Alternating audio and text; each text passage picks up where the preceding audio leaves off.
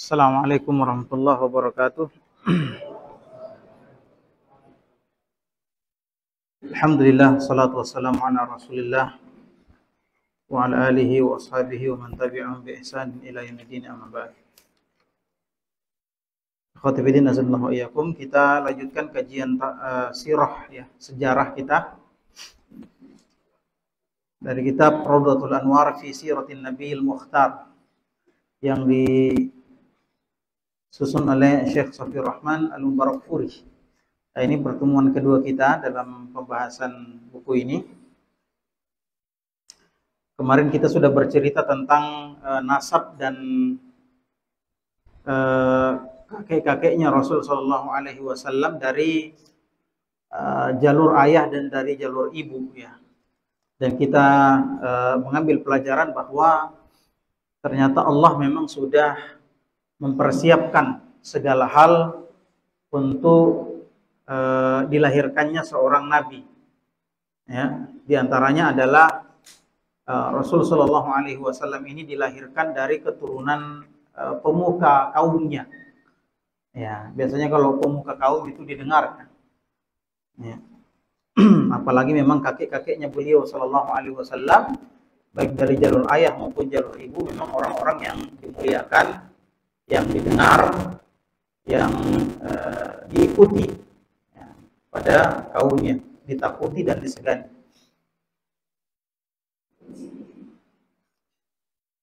Kita masuk ke pembahasan tentang ayah beliau Sallallahu Alaihi Wasallam yang bernama Abdullah. Kita sudah sebutkan nasabnya.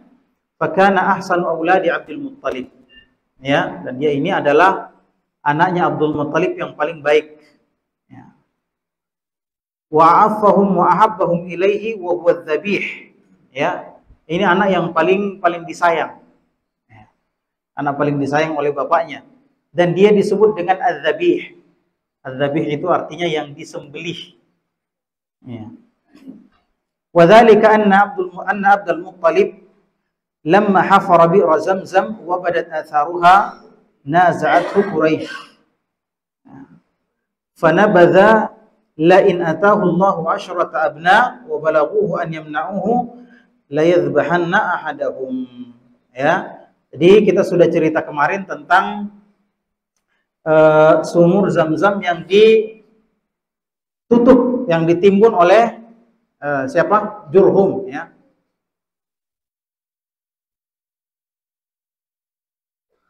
Yang ditutup, kemudian digali kembali.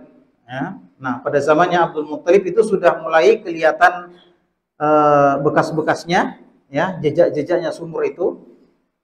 Maka orang-orang Quraisy, ya, itu mendebati beliau, ya, berebutan, karena biasanya yang seperti ini orang yang melakukan hal-hal seperti ini itu akan meninggikan kedudukannya. Ya, dan itu diinginkan oleh setiap orang, kan gitu. Maka orang-orang pun mulai berebutan. Maka dia pun bernazar kalau Allah Subhanahu wa taala memberinya 10 orang anak, ya, maka dia akan menyembelih salah seorang di antaranya, salah seorang anaknya. Ya. Falamma tamma lahu dzalika aqra'a baina auladihi. Maka betul terjadi, dia pun mendapatkan 10 orang anak. Maka dia pun mengundi siapa yang mau disembelih untuk melaksanakan nazarnya tersebut. Ya. Ini ngeri-ngeri nazarnya orang dulu, Pak, ya. Iya. Fawaqa'atil qura 'ala Abdullah fadhahaba ila al-Ka'bah liyadhbahahu famana'athu Quraisy. Maka ternyata yang kena undian itu si Abdullah, bapaknya Rasulullah. Masih kecil waktu itu ya. Ya, belum nikah. Si Abdullah, maka si Abdul Muttalib ini pergi membawa anaknya yang bernama Abdullah ke Ka'bah untuk disembelih di Ka'bah. Ya, karena memang nazarnya seperti itu. Maka orang-orang Quraisy melarang beliau, jangan. Ya, wala siyama ikhwanuhu wa akhawaluhu. Ya, terutama saudara-saudaranya dan paman-paman dari pihak ayahnya melarang, jangan, kasihan gitu. Masa mau disembelih? Nah. Fafadahu bimi'ati minal ibil. Maka ya dia pun di apa namanya? Ditebus dengan 100 ekor unta. Ditebus ya namanya. Apa kan namanya? Diganti. Hah? Iya. Ya, ditebus ya. Ada. Ya itulah ditebus dengan 100 ekor unta.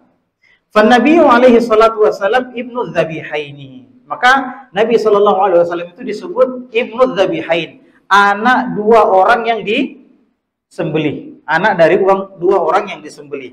Siapa itu? Yang pertama Nabi Ismail. Nabi Ismail ini juga mau disembelih dulu sama ayahnya gitu. Wa Abdullah ibnu Al-Mufdiyaini. Apa sih namanya? Iya. Jadi dua bapaknya yakni Ismail, kemudian bapaknya sendiri Abdullah, ini adalah yang mau disembelih kemudian ditebus. Apa sih namanya? Kok ada kata yang saya ingat tapi tidak dapat saya. Apa namanya? Hah? Bukan ditebus.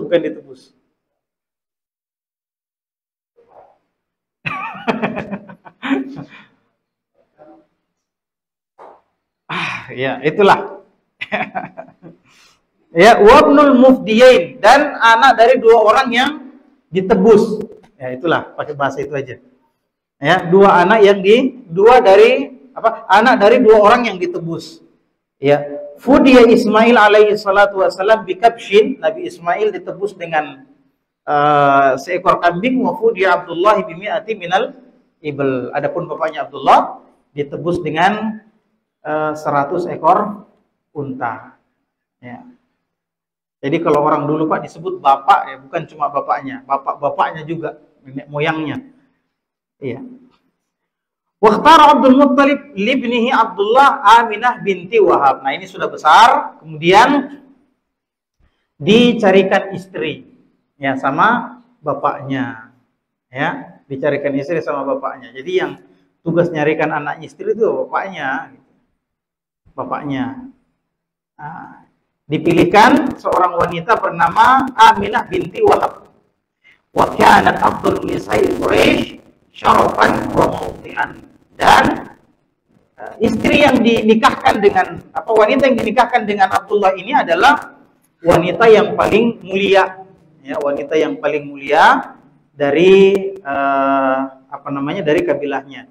Wa kana abuha Wahab sayyidu bani Zuhrah nasaban wa syarafan. Ya, bapaknya Aminah namanya Wahab, ya, adalah pemuka Bani Zuhrah. Ya. Fatammatil khitbah waz zawaj. Ini singkat cerita ya, singkat cerita. Maka selesailah khitbah, selesai juga pernikahan. Wa bana biha Abdullah di Makkah. Mereka pun membangun rumah tangga di Makkah. Ya. Fahamalat bi Rasulillah sallallahu alaihi wasallam. Akhirnya si Aminah ini pun hamil, mengandung Rasul sallallahu alaihi wasallam. Wa ba'da fatratin arsalahu Abdul Muttalib ila al-Madinah atau Asy-Syam fi tijaratin fatuwfiya bil Madinah raji'an min Asy-Syam fadufina fi dari An-Nabighati Az-Zibyani wa dzalika qabla wiladati Rasulullah sallallahu alaihi wasallam alal asah. Ya. Nah, setelah pas istrinya hamil ini beberapa bulan kemudian Abdullah, bapaknya Rasulullah, diutus oleh bapaknya untuk pergi berdagang ke Syam, ke Madinah atau ke Syam. Nah, ketika beliau kembali dari Syam, ya, bapaknya Rasulullah, Abdullah ini meninggal dunia dan dikuburkan di tempatnya di Darun Nabighah, ya, Az-Zaibani. Dan itu terjadi sebelum dilahirkannya Rasulullah SAW. Memang di sana ada beberapa riwayat yang menyebutkan hal-hal yang berbeda, kisah yang berbeda. Sebagian menyebutkan itu setelah lahirnya Rasulullah. Tapi riwayat yang paling sahih insyaallah taala adalah bapaknya Rasulullah SAW itu meninggal sebelum Rasulullah lahir. Ya. Berapa umur kandungannya Aminah ketika itu? Sebagian menyebutkan 6 bulan, sebagian juga menyebutkan yang lain. Karena memang sidang jamaah maghrib rahimani rahimakumullah, ini peristiwa orang tidak tahu kalau Muhammad itu nanti akan jadi orang besar. Makanya tidak diperhatikan. Ya, makanya tidak diperhatikan kapan dia lahir, kapan dia, ya, orang cuma hitung-hitung saja. Makanya riwayat-riwayat yang menunjukkan waktu kelahiran Rasulullah SAW itu bermacam-macam, Pak. Ya, bermacam-macam, berbeda-beda. Ya. Dan tidak ada riwayat yang sahih. Tidak ada riwayat yang kuat, yang sahih tentang kapan Rasulullah lahir. Tidak ada riwayat yang sahih. Ya. Dalam bulan Rabiul Awal ada yang mengatakan ya, hari pertama, hari keempat, hari ke-8, hari ke-12, hari ke-21 Rabiul Awal. Ada yang mengatakan bulan Rajab, ada yang mengatakan bulan Ramadan. Banyak. Ya, karena memang orang tidak terlalu perhatian terhadap itu karena orang tidak tahu kalau dia akan jadi orang besar. Apalagi meninggal bapaknya, anak yatim. Ya. Coba lihat ketika nanti ada ceritanya ya. Kita belum sampai di situ. Ya. Baik. Kelahiran Rasulullah sallallahu alaihi wasallam. Wulida Rasulullah sallallahu alaihi wasallam bi Sya'bi Bani Hashim fi Makkah. Rasulullah SAW dilahirkan di suku Bani Hashim, ya, di Makkah. Sabihata yaumil Itsnain. Pada ini disebutkan salah satu riwayat saja. Sabihata yaumil Itsnain, pada subuh hari Senin. Subuh hari Senin at-Tasi'. Ya, di sini dikatakan tanggal 9 subuh Rabiul Awal. Wa yuqal, ada juga yang mengatakan ats-tsani 'asyar min syahri Rabiul Awal 'amal fil. Ya, sebagian juga mengatakan pada tanggal 12 Rabiul Awal. Tapi itu tadi ya, kawan. Ya, Bapak-bapak sekalian, saudaraku yang dimuliakan oleh Allah, tidak ada riwayat yang sah, yang kuat tentang tanggal berapa atau bulan berapa Rasulullah lahir. Jadi banyak, Pak, begitu. Sama dengan istri-istri Rasulullah. Ya, umurnya Khadijah ketika menikah dengan Rasulullah, ya. Sebagian mengatakan 40 tahun, padahal riwayat yang lebih sahih umurnya berapa? 25 tahun ketika menikah dengan Rasulullah. Ya. Nah. Jadi pada tanggal 9 atau 12 Rabiul Awal itu disebutkan di buku ini. Wa tarikhul awwal ashah wa tsani ashhar. Kata beliau, tadi kan ada dua tanggal 9 dengan tanggal 12. Kata beliau, tanggal yang pertama yakni 9 Rabiul Awal itu yang lebih sah, lebih sahih, lebih kuat, ya, lebih benar daripada yang kedua. Tapi tanggal yang kedua yang lebih populer, yakni tanggal 12 Rabiul Awal itu yang lebih populer. Wa huwa yuwafiqul yawm ats-tsani wal 20 min syahri April. Itu tepat tanggal 22 bulan April. Tanggal 22 bulan April tahun 571 Masehi. Ya. Jadi 500 tahun setelah lahirnya Nabi Isa. Wa kanat qabalathu ay dayathu Asy-Syifa bintu Amr, yang menjadi bidannya waktu itu, yang mengeluarkan beliau dari perut ibunya waktu itu adalah Asy-Syifa bintu Amr, Ummu Abdurrahman bin Auf radhiyallahu taala anhu. Ya, kalau kita dengar ada sahabat yang kaya raya namanya Abdurrahman bin Auf, nah ibunya itu yang membidani Rasulullah sallallahu alaihi wasallam ketika beliau lahir. Walamma waladathu ummuhu kharaja minha nurun adha'at lahu qusur asy-Syam. Nah, ini juga riwayat-riwayat yang seperti ini banyak, tapi tidak semuanya sahih. Ya, bahwasanya ketika Rasulullah lahir itu keluar bersama cahaya, dan cahayanya itu sampai menyinari istananya raja-raja di Syam. Ya. Dan sebenarnya ini memang dalam beberapa riwayat disebutkan Rasulullah Shallallahu Alaihi Wasallam itu badannya bercahaya, ya, badannya bercahaya. Makanya ketika malam hari Rasulullah Shallallahu Alaihi Wasallam berjalan itu kelihatan sama orang-orang, ya, meskipun tidak ada lampu. Ya. Ya, kalau sekarang ada yang begitu ya.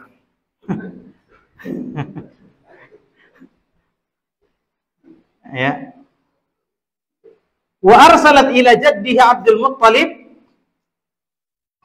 tubashshiruhu bi wiladatihi sallallahu alaihi wasallam. Ya. Kemudian setelah lahir ibunya Abdurrahman ini tadi namanya Syifa binti Amr itu mengirim Rasulullah sallallahu alaihi wasallam ke kakeknya yakni Abdul Muttalib yang mengirimkan kabar tentang lahirnya Rasulullah sallallahu alaihi wasallam. Faja'a Abdul Muttalib mustabshiran masrura. Maka datanglah Abdul Muttalib. Ingat ya, Abdul Muttalib ini pemimpin yang sangat disegani di kota Mekah. Ya, dialah yang memimpin kota Mekah. Maka datanglah dia dengan penuh gembira. Wa hamalahu fa adkhalahu al-Ka'bah. Ya, Rasulullah diambil kemudian dibawa masuk ke dalam Ka'bah. Wa syakarallaha wa da'ahu wa sammahu Muhammad. Di dalam Ka'bah itulah dia bersyukur kepada Allah, kemudian dia memberi nama cucunya di dalam Ka'bah dengan nama Muhammad, dari kata alhamd. Alhamd itu artinya pujian. Muhammad yang sangat dipuji. Ya, yang sangat dipuji. Artinya, faja'ahu abdu raja'an an yuhmad. Ya, dengan berharap dia hidupnya anak ini akan dipuji. Jadi kalau kasih nama anak Pak ya kasih nama yang bagus-bagus ya. Iya, kasih nama yang bagus-bagus. Jangan kasih nama yang kurang bagus gitu kan. Bleki apa kan. Cundekin lah Cukadama ya. Tapi memang ada kebiasaan seperti itu dulu. Ya. Dulu orang-orang itu menamai anaknya dengan nama-nama yang jelek. Ya, nama-nama yang jelek karena ada penyakit namanya penyakit ain ya. Penyakit yang bisa disebabkan oleh pandangan yang cemburu. Ya, dia ada orang lihat sesuatu kemudian tidak mengucapkan barakallah. Yang benar apa? Barakallah itu Masya Allah. Yang benar apa? Barakallahu fi. Itu yang benar. Ya, karena yang diperintahkan adalah yubarik fihi. Mendoakan keberkahan. Itu yang benar ya. Selama ini Masya Allah ya, kalau melihat sesuatu yang indah pada orang lain ya, maka didoakan berkah. Barakallahu fiik. Masya Allah. Mabruk ya, barakallahu fiik. Ya, kalau mau ditambahi Masya Allah boleh. Tapi yang inti adalah barakallah. Nah dulu orang-orang itu memberi nama anaknya dengan nama-nama yang jelek. Ya, karena kalau kan ganteng-ganteng, anak-anak itu kan imut-imut ya. Ya, kalau sudah gede jadi hitam mutung gitu. Kalau masih bayi itu imut-imut. Jadi orang kadang lupa apa? Kadang lupa mengucapkan doa berkah. Akhirnya anaknya kena ain. Nah, maka dikasih nama jelek supaya kalau ditanya, "Wih, siapa namanya anakmu ini?" Ya, Lacuk Kadama, langsung tidak hilang kekagumannya gitu kan. Ya, itulah maksudnya. Sehingga ada orang yang kasih nama anaknya Barrah.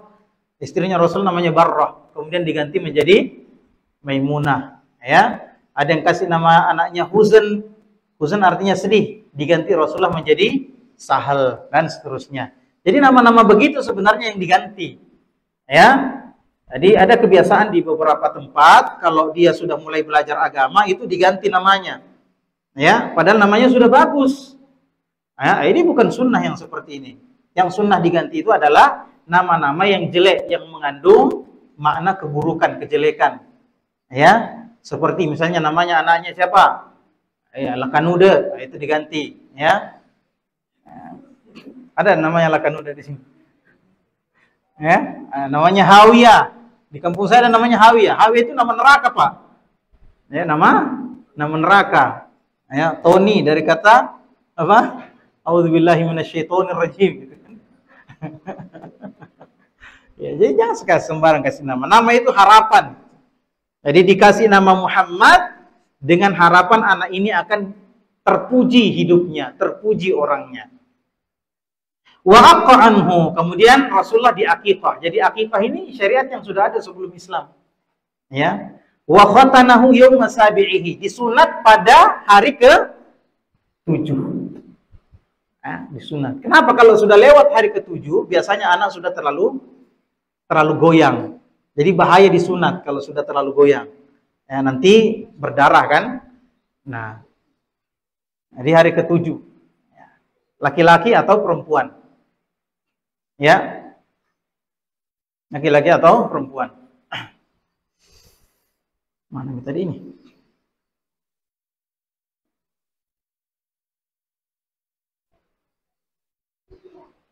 Wa at'aman nasa kama kana al-arabu yaf'aluhu. Kemudian pada hari akikahnya itu ya dia di khitan, kemudian Abdul Muttalib memberi makan kepada orang-orang, diundang makan ya, diundang makan. Wa kanat hadinatuhu Ummu Aiman, yang menyusui Rasul sallallahu alaihi wasallam adalah Ummu Aiman dari Habasyah. Maulatu walidihi Abdullah. Afwan, bukan menyusui, yang memeliharanya. Ya. Yang apa sih namanya tuh? Yang mengasuhnya, nah. Ya, diasuh oleh Ummu Aiman. Maula, ya, ini budak yang dibebaskan oleh bapaknya Rasulullah, Abdullah, ya.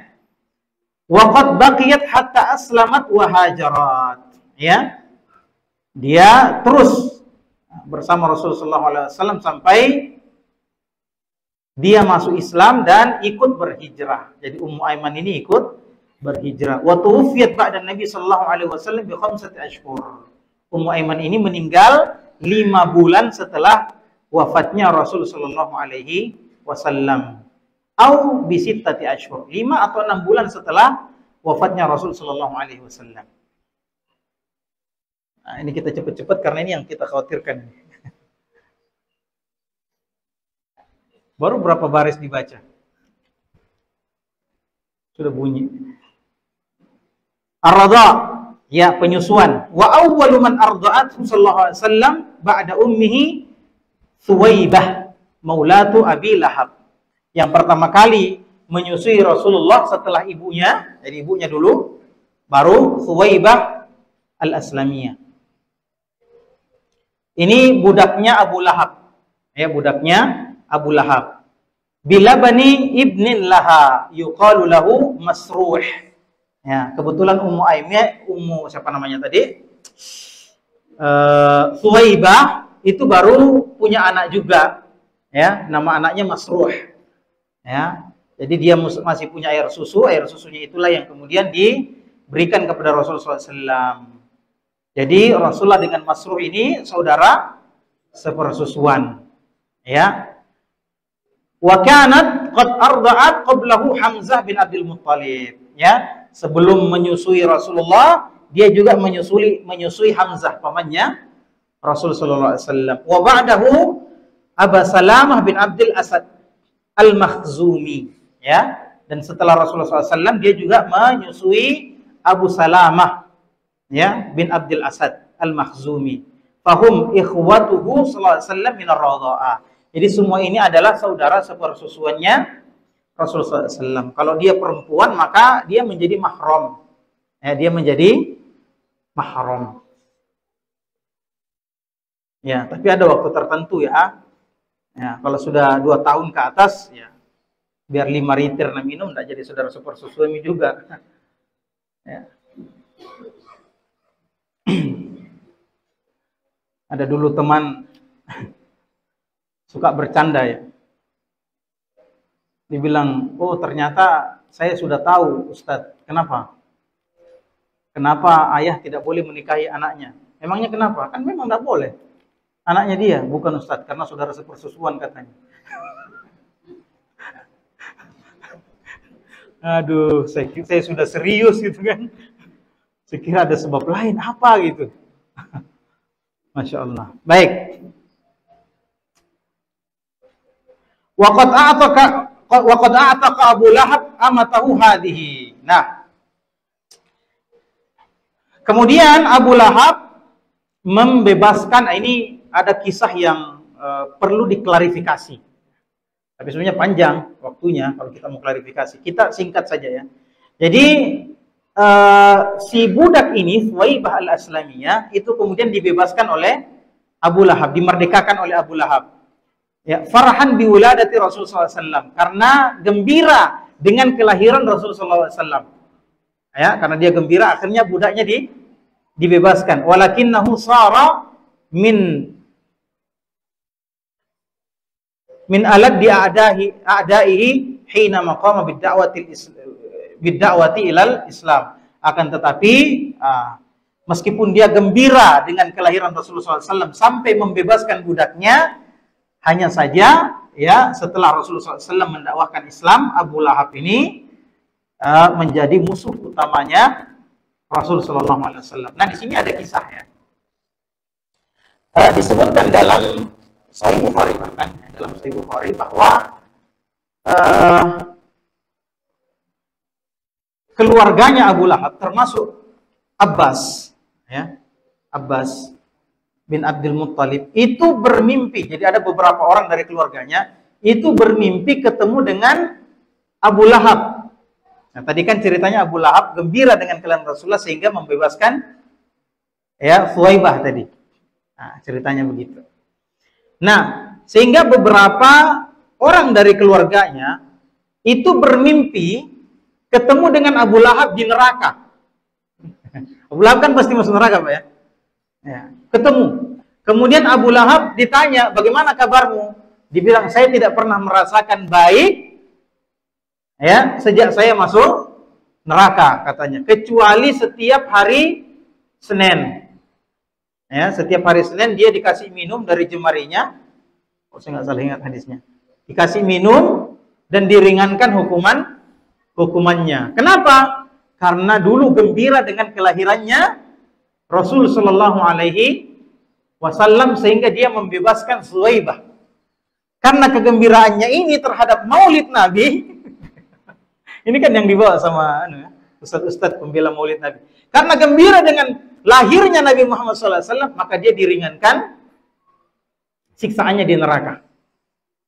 Nah, inilah yang kemudian katanya dalilnya orang Maulid, sampai di neraka pun Maulid dirayakan. Ya enggak? Yang pertama, semua sahabat Nabi yang masuk surga tidak ada yang merayakan Maulid. Ternyata yang merayakan Maulid masuk apa? Ya, kalau mau jawab begitu kan, Mbak? Iya enggak? Ya kan dalilnya begitu, bukan saya loh yang bilang. Ya enggak, Bapak-bapak? Ya, jangan sampai nanti ada yang keluar, wah ini Ustadz ini bilang yang merayakan Maulid masuk neraka. Bukan saya yang bilang, saya cuma menukil cerita dari Habib gitu, Habib Lutfi ya, Habib Lutfi kan, Ustadz Abdul Somad, siapa lagi, Buya Yahya yang menyebutkan orang-orang terkenal. Ya silakan Anda cari itu. Ya, kalau ditanya apa dalilnya Maulid, itu yang dia bilang. Ya, Abu Lahab senang sampai dia diringankan siksaannya di neraka.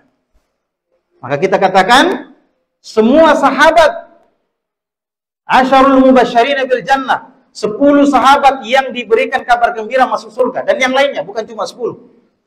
Semuanya masuk surga dan tidak pernah ada yang merayakan Maulid Nabi, tidak pernah. Ternyata yang dijadikan contoh masuk neraka. Oh, sunnahnya Rasul tadi ikuti, sunnahnya Abu Lahab yang diikuti. Yang kedua, Allah Subhanahu wa taala dalam Al-Qur'an menyebutkan, coba bantu dulu, saya lupa. Tadi saya mau coba ingat-ingat. Falan nazidahum illa azaba. Coba. Ini ayat yang surat An-Naba, ayat yang paling coba mana mushafnya? Ayat yang paling mengerikan bagi penduduk neraka.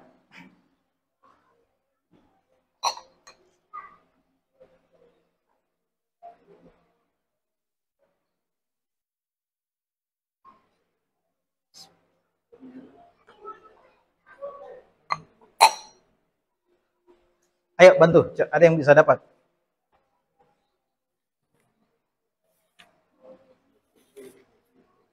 Fadhuku falan nazidakum illa adzaba. Ya sudah dapat. Allah mengatakan apa? Kepada orang-orang yang dalam neraka, fadhuku falan nazidakum illa adzaba. Rasakanlah neraka itu. Kami tidak akan menambahkan apa-apa kepadamu di dalam neraka kecuali siksaan. Maksudnya apa? Setiap saat siksaan di dalam neraka itu ditambah, Pak. Tidak ada yang dikurangi. Ya, semua ayat yang menunjukkan siksaan neraka menunjukkan bahwasannya neraka itu ditambah siksaan dan tidak ada siksaan yang diringankan untuk orang-orang kafir. Begitu keterangan dalam Al-Quran. Nah, sekarang kita percaya mana? Tapi itu ada dalam Sahih Bukhari. Nah, bantahan yang ketiga. Itu bukan sabda Rasulullah. Itu mimpi keluarganya siapa? Abu Lahab. Dan tidak pernah ada komentarnya Rasulullah tentang mimpi itu kita dapatkan. Tidak pernah. Ya? Tidak pernah Rasulullah komentar, oh itu mimpinya benar, oh itu mimpinya salah. Tidak pernah. Ya? Nah, sehingga kita tidak tahu apakah Rasulullah tahu tentang mimpi itu atau tidak. Yang jelasnya tidak ada keterangan dari Rasulullah yang mengomentari hadis tersebut. Tidak ada. Bisa dipahami Bapak-Bapak sekalian? Ya, sehingga itu tidak bisa dijadikan sebagai dalil. Ya, tidak bisa dijadikan sebagai dalil. Baik. Mana tadi? Fi Bani Sa'ad, di Bani Sa'ad. Wah, ini agak panjang. Kana min adatil Arab an yaltamisul maradi li mawalidihim fi al-bawadi ib'adan lahum an amrad al-hawadir hatta tashtadda a'sabuhum wal yutkinul lisan al-arabi fi mahdihim. Di antara kebiasaannya orang-orang Arab ya di Mekah itu, karena Mekah itu Pak didatangi dari berbagai penjuru. Orang datang berhaji ke sana. Ya, ini sebelum Islam. Orang datang berhaji ke sana. Sehingga di Mekah itu ya karena banyak orang yang datang, tahu kan kalau rame biasanya ada apa, Pak? Ada pasar, kan gitu. Kalau rame biasanya ada pasar. Coba bikin acara 17-an, pasti langsung ngumpul itu penjual-penjual apa itu. Penjual bakso bakar, sosis bakar dan sebagainya, kan? Iya. Seperti itu. Di Mekah itu ramai. Jadi orang-orang itu berdatangan, berjualan di situ, ramai. Ya, ada dari India, ada dari Syam, ada dari berbagai tempat. Sehingga bahasa Arabnya orang Mekah itu tercampur. Ya, tidak asli lagi. Pak, tahu enggak? Angka, ini enggak ada papan tulis. Angka 1, ini 1, 2, bisa dibayangkan ya? 3, 4, 5. Itu angka dari mana, Pak? Ada yang tahu? Itu angka Arab aslinya. Yang pertama kali menemukan angka 0 itu orang Arab. Itu angka Arab. Yang angka Arab yang kita lihat sekarang, yang 1, 2 geriting, 3 geriting gitu ya, yang ada di Al-Quran, itu angka asalnya dari India. Kenapa? Karena salah satu pedagang ulung yang datang ke sana dulu adalah orang India. Coba lihat Pak. Jadi tertukar, bahasanya tertukar. Sehingga orang-orang Arab ini, orang-orang di Mekah itu mau kalau anak-anak mereka dibesarkan di kampung, di pedalaman. Karena bahasanya orang di sana masih asli. Itu yang pertama. Yang kedua, ya, karena di sini banyak orang datang, banyak pendatang, maka penyakit dari berbagai tempat juga datang ke situ. Sehingga kalau anak-anak dibesarkan di kota Mekah, maka mereka kemungkinan besar akan tertular penyakit-penyakit yang terbawa dari luar. Maka kebiasaan orang-orang Arab terdahulu mencarikan ya orang-orang yang mau menyusui anaknya dari kampung. Ya, dari kampung-kampung. Nah. Wa qaddarallah. Jadi kalau bilang qaddarallahu, kalau kita tasydid dalnya, berarti ro-nya di fathah. Qaddarallahu. Artinya apa? Allah telah mentakdirkan. Tapi kalau kita tidak tasydid dalnya, menjadi qadarullah. Ra-nya di dhammah. Artinya apa? Sudah takdir Allah. Nah, tadi itu pertama apa? Allah telah mentakdirkan. Itu bedanya, Pak. Jangan dibilang qadarullah, itu nggak ada artinya. Ya? Atau qadarullah, itu juga salah. Ya, kalau bukan qadarullah, qaddarallah. Qadarullahi atau qaddarallahu. Nah, bisa dipaham, Pak ya? Ya, jangan ditukar-tukar. Qaddarallah an ja'at niswatun min bani Sa'ad bin Bikr bin Hawazin yatlubna radha'a. Ya. Allah mentakdirkan datanglah perempuan-perempuan dari Banu Sa'ad. Dari Banu Sa'ad. Bin Bikr bin Hawazin. Ya, mereka mencari anak-anak yang mau disusui. Fa'arada an-nabi sallallahu alaihi wasallam alaihinna fa'urida an-nabi sallallahu alaihi wasallam alaihinna kulluh. Maka ini Pak, Rasulullah itu sudah yatim. Sudah yatim, tidak ada bapaknya. Dan dia miskin. Ya. Dan ibu-ibu yang menyusui ini itu dibayar, Pak. Mereka mau menyusui anak orang karena dibayar cari uang. Ketika Rasulullah Shallallahu Alaihi Wasallam ditawarkan kepada mereka, tidak ada yang mau. Kenapa? Anak yatim, siapa nanti yang bayar, Ki? Nah, gitu kan? Akhirnya orang menolak semua. Semua ibu-ibu itu menolak. Fa'abaina an yurdi'nahu li ajli yatimihi. Maka mereka tidak mau menyusui Rasulullah karena dia anak yatim. Walam tajid ihdan niswa wa hiya Halimatu bintu Abi Dhuwaib radian fa akhadhathu sallallahu alaihi wasallam wa hadiyat bihi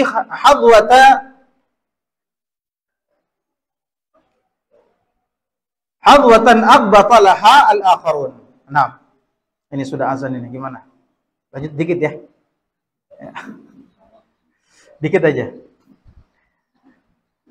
Nah, ada salah seorang wanita namanya Halimah binti Abi Dhuwaib. Itu tidak dapat apa? Tidak dapat anak yang mau disusui. Ya, maka terpaksalah dia ambil Rasulullah Shallallahu Alaihi Wasallam. Akhirnya dia mendapatkan bagian yang orang-orang cemburu terhadap bagiannya. Tadi tidak mau orang ambil. Wasmu Abi Dhuwaib walidu Halimah Abdullah bin Al-Harith. Ya, ini enggak. Jadi bapaknya ismu Abi Dhuwaib tadi, bapaknya Halimah namanya Abdullah bin Al-Harith. Wasmu zawjiha, namanya suaminya Al-Harith bin Abdul Uzza. Ya, nama suaminya Al-Harith bin Abdul Uzza. Wakilahuma min Sa'ad bin Bikr bin Hawazin. Ya, suami istri ini dari Bani Sa'ad. Wa auladu Al-Harith bin Abdul Uzza ikhwatuhu min ar-radha'ah. Ya. Jadi anak-anaknya Halimah namanya siapa? Anak-anaknya Halimah tadi, Al-Harith tadi, berarti saudara sepersusuan dengan Rasulullah. Saudara sepersusuannya adalah Abdullah, Anisah, kemudian Judamah, ya. Nah, ini saudara sepersusuannya, Abdullah, Anisah, dan Judamah. Wa kanat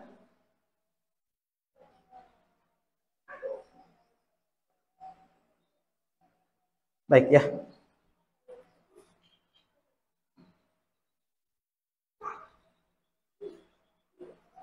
Tolong ingatkan saya nanti insyaallah pada pembahasan selanjutnya kita membahas barakatun fi baiti ar-radha'ah. Ya, keberkahan yang banyak yang ada di rumah susuan Rasul sallallahu alaihi wasallam. Ya, ini kita mau lanjutkan tapi masih agak panjang. Baik, subhanakallahumma bihamdik, asyhadu an la ilaha illa anta astaghfiruka wa atubu ilaik. Wa akhiru da'wana alhamdulillahirabbil alamin. Assalamualaikum warahmatullahi wabarakatuh.